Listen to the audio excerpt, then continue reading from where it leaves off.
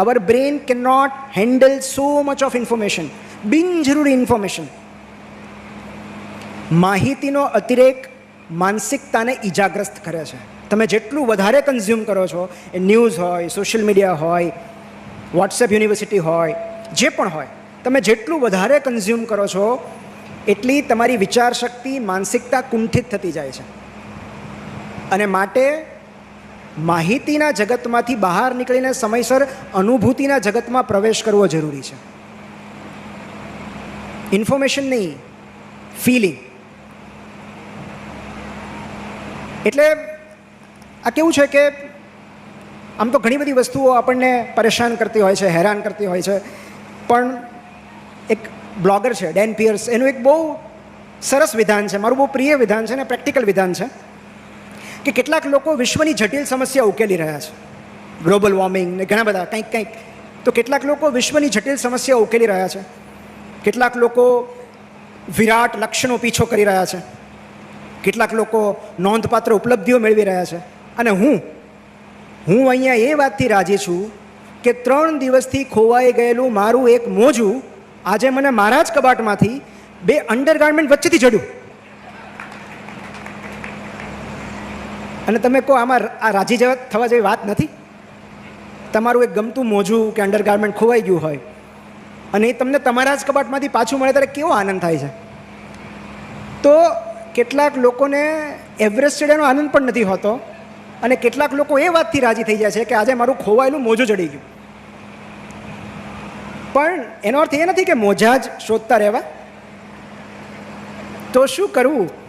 તો એક બહુ સુંદર પુસ્તક છે જેનો અવારનવાર હું ઉલ્લેખ કરતો રહું છું, અને એ તમને વાંચન જરાય ન ગમતું હોય ને તોય તમે પુસ્તક વાંચી શકો એવું પુસ્તક છે.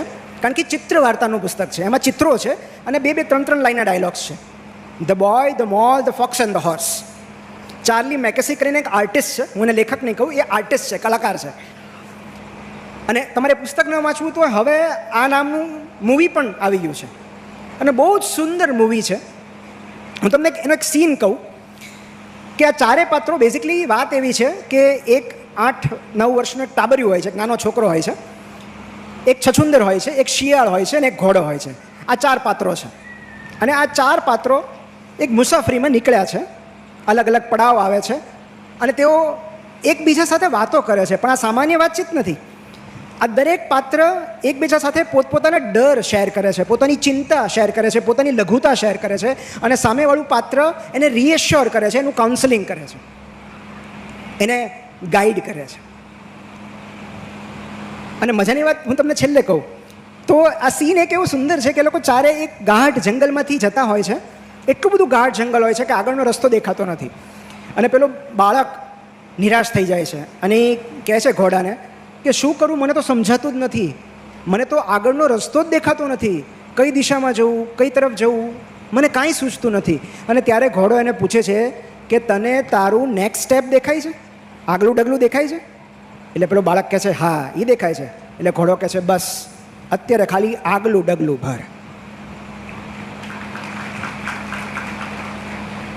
એ ભરીશ એટલે પછીનું આગલું દેખાશે.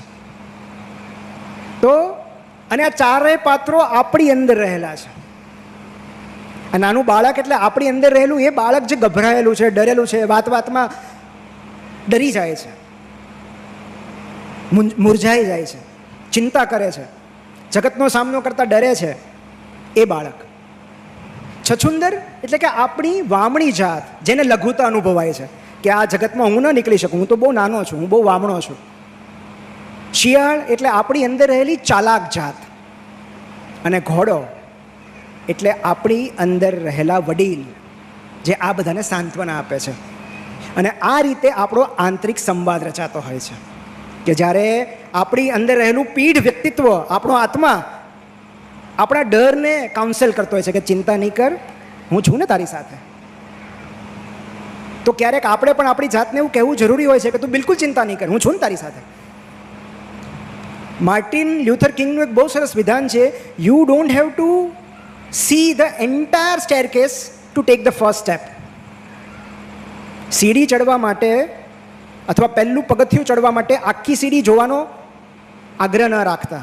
તમે એમ કહો પાલીતાણામાં આટલા પગથિયા છે પણ મને ઉપરના મંદિરના દર્શન થશે પછી જ હું પહેલું પગથિયું ચડીશ, તો એમ નહીં થાય. તમે જેમ જેમ પગથિયા ચડતા જશો આગલું પગથિયું દેખાતું જશે, ધીરે ધીરે મંદિર દેખાશે. તો જેટલા કંઈ 3000 પગથિયા છે નીચેથી નથી દેખાતા, તેમ એક એક પગથિયું, one step at a time. તો જ્યારે કશી જ ખબર ના પડે ત્યારે just take your next step. આગલું ડગલું તો દેખાય છે ને, હવે શું કરવું એ તો ખબર છે ને, બસ એટલું કરો. અને એટલે જ આજ સુધી સૌથી વધારે પ્રચલિત થયું હોય એવું સ્લોગન કયું છે?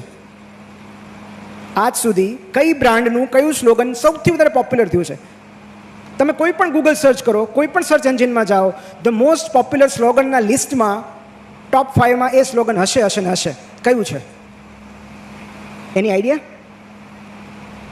Just do it. Just do it. એમ નથી કહેતું win it. It is not about winning, it is about doing. તમે માત્ર કરો, બસ કરી નાખો, વિચારો નહીં, જસ્ટ ડુ ઇટ. અને એકચ્યુઅલી આ સ્લોગન પાછળની હિસ્ટ્રી બહુ રસપ્રદ છે. આ એક હત્યારાના મુખેથી નીકળેલું અંતિમ વાક્ય હતું કે જેણે હત્યા કરી હતી, એને જ્યારે એક્ઝિક્યુટ કરવામાં આવી, તેને મૃત્યુદંડની સજા આપવામાં આવી, ત્યારે એને પૂછવામાં આવ્યું કે બોલ તારી અંતિમ ઈચ્છા શું છે? અને એણે કહ્યું કે વાણીવિલાસ ના કરો, જસ્ટ ડુ ઇટ. મારું જ માર નાખો મને જલ્દી, એટલે વાત પતે. અને એના પરથી એ માર્કેટિંગ એજન્સીને વિચાર આવ્યો કે કેટલી પ્રેક્ટિકલ વસ્તુ છે કે આપણે 10 જાતનું પરિણામનો વિચાર કરીએ, પરફેક્શનનો વિચાર કરીએ, આવું થાય તો જ કરીએ, આવો વિચાર આવે તો જ કરીએ. Just do it. તમે કરશો તો પ્રેરણા મળશે. પ્રેરણા મળવાની રાહ જોશો તો ક્યારેય નહીં કરી શકો. અને માટે just take your first step. તો હજી આઈ થિંક 5 મિનિટ છે. હા, ઓકે.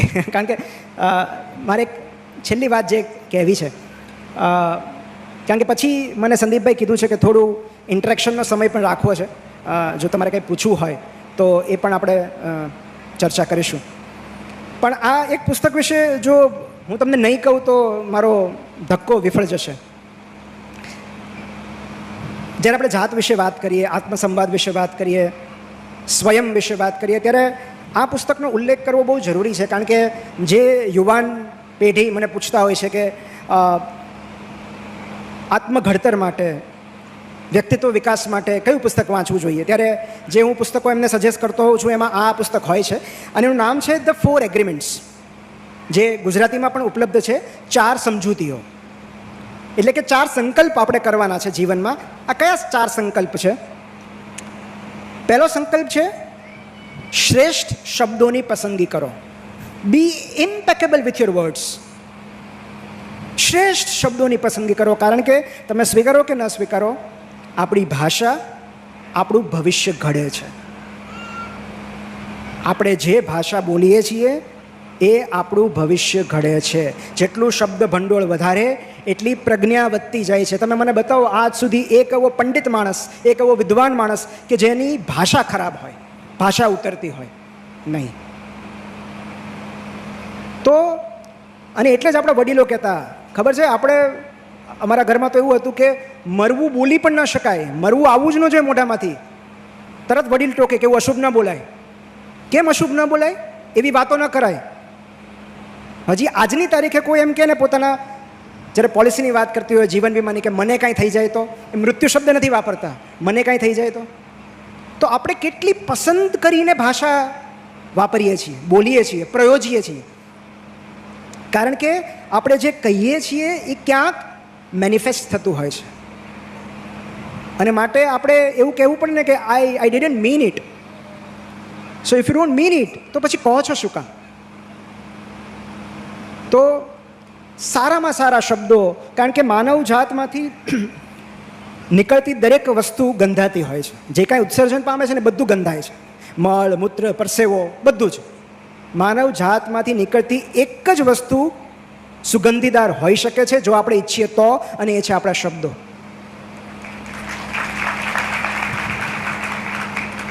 તો શ્રેષ્ઠ શબ્દોનું ચયન કરો. બીજું છે ડોન્ટ ટેક એનીથિંગ પર્સનલી. કોઈની વાત, કોઈની ટિપ્પણી, કોઈનો અભિપ્રાય વ્યક્તિગત રીતે ન લઈ લો. કારણ કે એમણે જે કહેલું છે એ એમના જીવન સાથે સંકળાયેલું છે, એ તમને લાગુ નથી પડતું.